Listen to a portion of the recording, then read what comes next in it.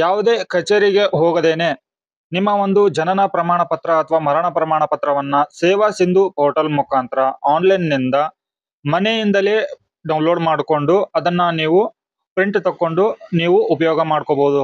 ಹಾಗಿದ್ರೆ ಈ ಒಂದು ವಿಡಿಯೋದಲ್ಲಿ ನಿಮ್ಮ ಒಂದು ಜನನ ಪ್ರಮಾಣ ಪತ್ರ ಆಗಿರ್ಬೋದು ಅಥವಾ ಮರಣ ಪ್ರಮಾಣ ಪತ್ರವಾಗಿರ್ಬೋದು ಅದನ್ನ ಆನ್ಲೈನ್ ನಿಂದ ಡೌನ್ಲೋಡ್ ಮಾಡೋದು ಹೇಗೆ, ಅದಕ್ಕೆ ಬೇಕಾದ ಇನ್ಫಾರ್ಮೇಶನ್ಗಳು ಏನು, ಅದನ್ನ ಹೇಗೆ ಡೌನ್ಲೋಡ್ ಮಾಡೋದು, ಇದರಲ್ಲಿ ಇಂಪಾರ್ಟೆಂಟ್ ಇರುವಂತ ಮಾಹಿತಿಗಳನ್ನ ನಾನು ನಿಮಗೆ ತಿಳಿಸ್ಕೊಡ್ತಾ ಇದ್ದೇನೆ.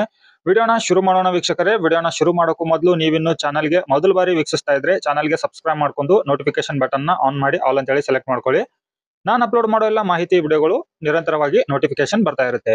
ಸೊ ನೋಡಿ ವೀಕ್ಷಕರೇ, ಇದುವರೆಗೂ ನಮ್ಮ ಒಂದು ಚಾನಲ್ಗೆ ಯಾರೆಲ್ಲ ಸಪೋರ್ಟ್ ಮಾಡ್ತಾ ಇದ್ರು, ಹೊಸದಾಗಿ ಯಾರೆಲ್ಲ ವೀಕ್ಷಿಸ್ತಾ ಇದ್ರು ಅವ್ರಿಗೆಲ್ಲರಿಗೂ ಕೂಡ ಧನ್ಯವಾದಗಳನ್ನ ಹೇಳುತ್ತಾ ಈ ಒಂದು ವಿಡಿಯೋನ ಶುರು ಮಾಡೋಣ.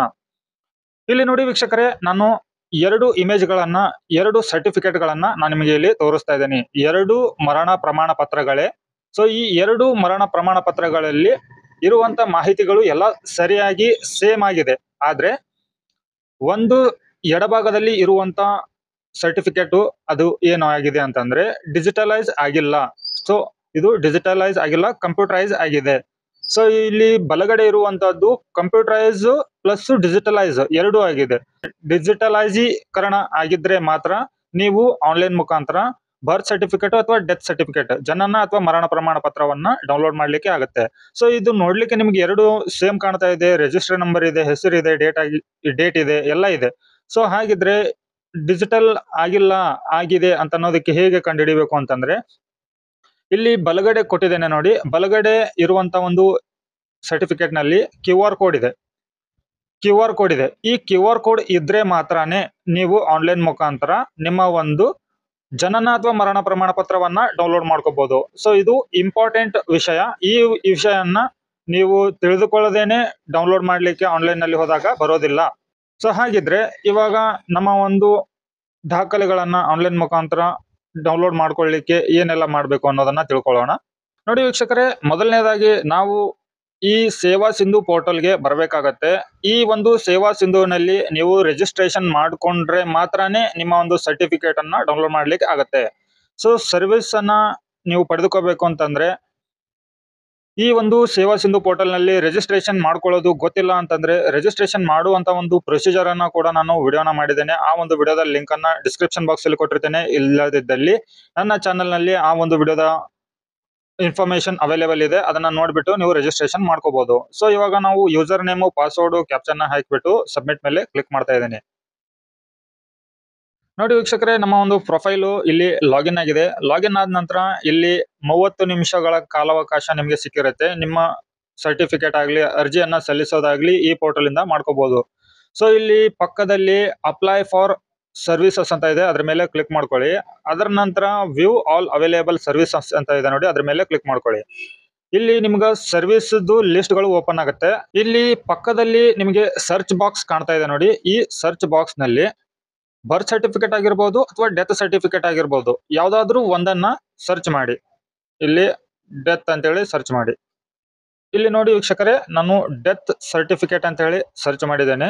ಸೊ ಇಲ್ಲಿ ಅಪ್ಲಿಕೇಶನ್ ಫಾರ್ ಡೆತ್ ಸರ್ಟಿಫಿಕೇಟ್ ಅಂತ ಇದೆ, ಅದ್ರ ಮೇಲೆ ಕ್ಲಿಕ್ ಮಾಡ್ಕೊಳ್ಳಿ. ಕ್ಲಿಕ್ ಮಾಡಿದ ನಂತರ ಇಲ್ಲಿ ನಿಮಗೆ ಆ ಒಂದು ಪೋರ್ಟಲ್ ನೆಕ್ಸ್ಟ್ ಪೇಜ್ ಓಪನ್ ಆಗುತ್ತೆ.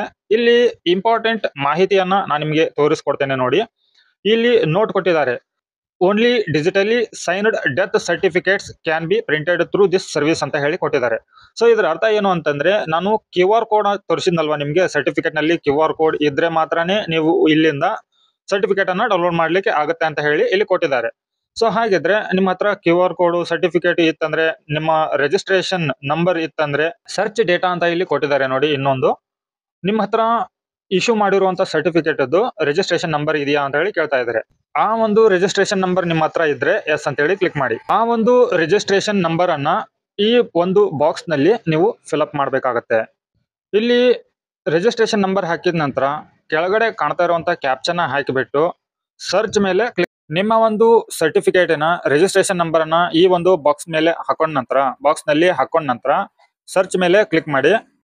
ಇಲ್ಲಿ ನೋಡಿ ಡಿಕೇಸ್ಡ್ ಇನ್ಫಾರ್ಮೇಶನ್ ಅಂತ ಹೇಳಿ ಬಂದಿದೆ. ಇಲ್ಲಿ ನಿಮ್ಮ ಒಂದು ರಿಜಿಸ್ಟ್ರೇಷನ್ ನಂಬರು ಡಿಸ್ಪ್ಲೇ ಆಗ್ತಾ ಇದೆ.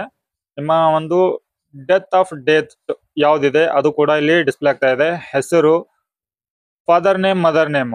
ಇಲ್ಲಿ ಇನ್ನೊಂದು ಇಂಪಾರ್ಟೆಂಟ್ ಮಾಹಿತಿ ಇದೆ ವೀಕ್ಷಕರೇ, ಇದನ್ನ ಗಮನವಿಟ್ಟು ನೋಡಿ. ಯಾಕೆಂತಂದ್ರೆ ಇದನ್ನ ನೀವು ಚೇಂಜ್ ಮಾಡಿದ್ರೆ ನಿಮ್ಮ ಹಣ ಡಬಲ್ ಕಟ್ ಆಗುತ್ತೆ, ಸರಿನಾ? ಇಲ್ಲಿ ನೋಡಿ, number of copy for print ಅಂತ ಕೊಟ್ಟಿದ್ದಾರೆ. ಇಲ್ಲಿ ಒಂದಂತಾನೆ ಇರ್ಬೇಕು, ಸರಿನಾ? ನೀವು ಇಲ್ಲಿ ಒಂದ್ ಬಿಟ್ಟು 10 ಅಂತ ಮಾಡಿದ್ರೆ ಇಲ್ಲಿ ಏನಾಗುತ್ತೆ ಅಂತಂದ್ರೆ, ನಿಮಗೆ ಎಕ್ಸಾಂಪಲ್ ಗಾಗಿ ಹೇಳ್ತಾ ಇದ್ದೇನೆ. ಇಲ್ಲಿ ಒಂದು ಸರ್ಟಿಫಿಕೇಟ್ ಡೌನ್ಲೋಡ್ ಮಾಡ್ಕೋಬೇಕು ಅಂತಂದ್ರೆ 50 ರೂಪಾಯಿ ಫೀಸ್ ಕಟ್ಟಬೇಕಾಗತ್ತೆ ನೀವು. ಸೊ ಇಲ್ಲಿ ಒಂದಕ್ಕೆ 50 ರೂಪಾಯಿ ಅಂತಂದ್ರೆ 10 ಕಾಪಿ ಬೇಕು ಅಂತ ಅನ್ನೋದನ್ನ ನೀವು ಇಲ್ಲಿ ಹಾಕಿದ್ರೆ, ಒಂದಕ್ಕೆ 50 ಆದ್ರೆ 10ಕ್ಕೆ 500 ರೂಪಾಯಿ, 10ಕ್ಕೆ 500 ರೂಪಾಯಿ ಆಗುತ್ತೆ, ಸರಿನಾ? ಸೊ ಆ ತರ ಪ್ರಾಬ್ಲಮ್ ಮಾಡ್ಕೋಬೇಡಿ. ಇಲ್ಲಿ ಒಂದ್ ಅಂತಾನೆ ಇರ್ಲಿ. ಇಲ್ಲಿ ಕೆಳಗಡೆ ಕಾಣ್ತಾ ಇರುವಂತ ಕ್ಯಾಪ್ಚನ ಎಂಟರ್ ಮಾಡಿ. ಕ್ಯಾಪ್ಚಾ ಎಂಟರ್ ಮಾಡಿದ ನಂತರ ಇಲ್ಲಿ ಸಬ್ಮಿಟ್ ಮೇಲೆ ಕ್ಲಿಕ್ ಮಾಡ್ಕೊಳ್ಳಿ. ಇಲ್ಲಿ ಪ್ರೊಸೆಸಿಂಗ್ ಆಗ್ತಾ ಇದೆ. ಪ್ರೊಸೆಸಿಂಗ್ ಆಗಿ ಇಲ್ಲಿ ನಿಮ್ಮ ಒಂದು ಡ್ರಾಫ್ಟ್ ನಂಬರು ಇಲ್ಲಿ ಬಂದಿದೆ ನೋಡಿ. ಇದನ್ನ ಕಾಪಿ ಮಾಡಿ ಇಟ್ಕೊಳ್ಳಿ ಅಥವಾ ಸೇವ್ ಮಾಡಿ ಇಟ್ಕೊಳ್ಳಿ. ಇಲ್ಲಿ ಮೇಕ್ ಪೇಮೆಂಟ್ ಅಂತ ಇದೆ ನೋಡಿ. ಈ ಮೇಕ್ ಪೇಮೆಂಟ್ ಮೇಲೆ ಕ್ಲಿಕ್ ಮಾಡ್ಕೊಳ್ಳಿ. ಒಂದು ವೇಳೆ ಇಲ್ಲಿ ಇದೇನಾದ್ರೂ ನಿಮ್ಗೆ ಬೇಡ, ಮತ್ತೇನಾದ್ರೂ ಎಡಿಟ್ ಮಾಡೋದಿದೆ ಅಂತಂದ್ರೆ ಎಡಿಟ್ ಮಾಡ್ಕೋಬಹುದು. ಎಡಿಟ್ ಮಾಡುವಂತದ್ದು ಏನು ಇರೋದಿಲ್ಲ ಇಲ್ಲಿ. ಸೊ ಇಲ್ಲಿ ಮೇಕ್ ಪೇಮೆಂಟ್ ಮೇಲೆ ಕ್ಲಿಕ್ ಮಾಡ್ಕೊಳ್ಳಿ. ಇಲ್ಲಿ ನಿಮ್ಗೆ 2 ಪೇಮೆಂಟ್ ಮೋಡ್ ಗಳಿದಾವೆ, Paytm, bill desk payment. So ನಿಮ್ಗೆ ಯಾವ್ದು ಬೇಕೋ ಅದನ್ನ ಸೆಲೆಕ್ಟ್ ಮಾಡ್ಕೊಳ್ಳಿ. ನಾನು ಪೇಟಿಎಂ ಅಂತ ಹೇಳಿ ಸೆಲೆಕ್ಟ್ ಮಾಡ್ತಾ ಇದ್ದೇನೆ. ಇಲ್ಲಿ ನೋಡಿ, ಅಪ್ಲಿಕೇಶನ್ ಫೀಸು 50 ರೂಪಾಯಿ ಇದೆ. ಟೋಟಲ್ ಅಮೌಂಟ್ 50 ರೂಪಾಯಿ ಅಷ್ಟೇ ನೀವು ಪೇ ಮಾಡ್ಬೇಕು ಆನ್ಲೈನ್ ಮುಖಾಂತರ. ಇಲ್ಲಿ ಮೇಕ್ ಪೇಮೆಂಟ್ ಮೇಲೆ ಕ್ಲಿಕ್ ಮಾಡ್ಕೊಳ್ಳಿ. ಇಲ್ಲಿ ಪೇಮೆಂಟ್ ಪೇಜ್ ಓಪನ್ ಆಗುತ್ತೆ. ಇಲ್ಲಿ ನಿಮ್ಮ ಒಂದು ಸ್ಕ್ಯಾನರ್ ಓಪನ್ ಆಗಿದೆ. ಇದು ನೀವು ಮೊಬೈಲ್ ನಿಂದ ಫೋನ್ ಪೇ, ಗೂಗಲ್ ಪೇ ಯಾವ್ದಿದೆಯೋ ಆ ಒಂದು ಅಪ್ಲಿಕೇಶನ್ ಓಪನ್ ಮಾಡಿಬಿಟ್ಟು ಸ್ಕ್ಯಾನ್ ಮಾಡಿ ಫೋನ್ ಪೇ ಮಾಡ್ಕೊಳ್ಳಿ, ಪೇಮೆಂಟ್ ಮಾಡ್ಕೊಳ್ಳಿ. ಇಲ್ದಿದ್ರೆ ನೀವು ಇಲ್ಲಿ ಡೈರೆಕ್ಟ್ ಆಗಿ ನಿಮ್ಮ ಮೊಬೈಲ್ ನಂಬರ್ ಅನ್ನ ಹಾಕೋಬಹುದು. ಫೋನ್ ಪೇಗೆ ನಿಮ್ಮ ಬ್ಯಾಂಕಿಗೆ ಯಾವ್ದು ಲಿಂಕ್ ಇದೆ, ಅದರ ನಂತರ ಪ್ರೊಸೀಡ್ ಟು ಸೆಕ್ಯೂರ್ಲಿ ಅಂತ ಹೇಳಿದೆ ನೋಡಿ. ಇದ್ರ ಮೇಲೆ ಕ್ಲಿಕ್ ಮಾಡಿದ್ರೆ ನಿಮ್ಮ ಒಂದು ಪೇಮೆಂಟ್ ಸಕ್ಸಸ್ಫುಲಿ ಆದ ನಂತರ ಮತ್ತೆ ನೀವು ಈ ಒಂದು ಪೇಜಿಗೆ ಬರಬೇಕಾಗತ್ತೆ. ಪೇಜಿಗೆ ಬಂದ್ಬಿಟ್ಟು ವ್ಯೂ ಸ್ಟೇಟಸ್ ಆಫ್ ಅಪ್ಲಿಕೇಶನ್ ಅಂತ ಇದೆ ನೋಡಿ. ಒಂದು ವೇಳೆ ನಿಮ್ಮ ಅಪ್ಲಿಕೇಶನ್ ಕಂಪ್ಲೀಟ್ ಆಗಿದ್ರೆ ಇಲ್ಲಿ ತೋರಿಸುತ್ತೆ. ಒಂದು ವೇಳೆ ನಿಮ್ಮ ಅಪ್ಲಿಕೇಶನ್ಗೆ ಏನಾದ್ರೂ ಇನ್ಕಂಪ್ಲೀಟ್ ಆಗಿದ್ರೆ, ಪೇಮೆಂಟ್ ಆಗದೇ ಇದ್ರೆ ರಿವ್ಯಾಲಿಡೇಟ್ ಪೇಮೆಂಟ್ ಅಂತ ಇದೆ, ವ್ಯೂ ಇನ್ಕಂಪ್ಲೀಟ್ ಅಪ್ಲಿಕೇಶನ್ ಅಂತ ಇದೆ. ಸೊ ಇಲ್ಲಿಂದ ನೀವು ಚೆಕ್ ಮಾಡ್ಕೋಬಹುದು. ನಿಮ್ಮ ಒಂದು ಅಪ್ಲಿಕೇಶನ್ ಕಂಪ್ಲೀಟ್ ಆಗಿ ನಿಮ್ಗೆ ಸಿಕ್ಕಿತ್ತು ಅಂತಂದ್ರೆ ಆ ಒಂದು ಡೇಟನ್ನ ಇಲ್ಲಿಂದ ಸೆಲೆಕ್ಟ್ ಮಾಡ್ಕೊಂಡು ನೀವು ಅಪ್ಲಿಕೇಶನ್ ರೆಫರೆನ್ಸ್ ನಂಬರ್ ಆದ್ರೂ ಹಾಕಿಬಿಟ್ಟು ಇಲ್ಲಿಂದ ನೀವು ಗೆಟ್ ಡೇಟಾ ಅಂತ ಹೇಳಿ ಕ್ಲಿಕ್ ಮಾಡಿದ್ರೆ ಸಾಕು. ನಿಮ್ಮ ಒಂದು ಅಪ್ಲಿಕೇಶನ್ ಯಾವಾಗ ನೀವು ಅಪ್ಲೈ ಮಾಡಿರ್ತೀರೋ ಆ ಒಂದು ಅಪ್ಲಿಕೇಶನ್ ನಿಮ್ಗೆ ಇಲ್ಲಿ ಡಿಸ್ಪ್ಲೇ ಆಗುತ್ತೆ. ವೀಕ್ಷಕರೇ, ಇಷ್ಟು ಈ ಒಂದು ವಿಡಿಯೋದಲ್ಲಿ ಮಾಹಿತಿ ಕೊಡ್ತಾ ಇದ್ದೀನಿ. ಈ ವಿಡಿಯೋ ತಮಗೆ ಉಪಯೋಗ ಆಗಿದ್ರೆ ವಿಡಿಯೋಗೆ ಲೈಕ್ ಕೊಡಿ, ಚಾನಲ್ಗೆ ಸಬ್ಸ್ಕ್ರೈಬ್ ಮಾಡಿ. ಮತ್ತೆ ಹೊಸ ಮಾಹಿತಿಯೊಂದಿಗೆ ಸಿಗ್ತೀನಿ. ಅಲ್ಲಿವರೆಗೂ ಜೈ ಹಿಂದ್.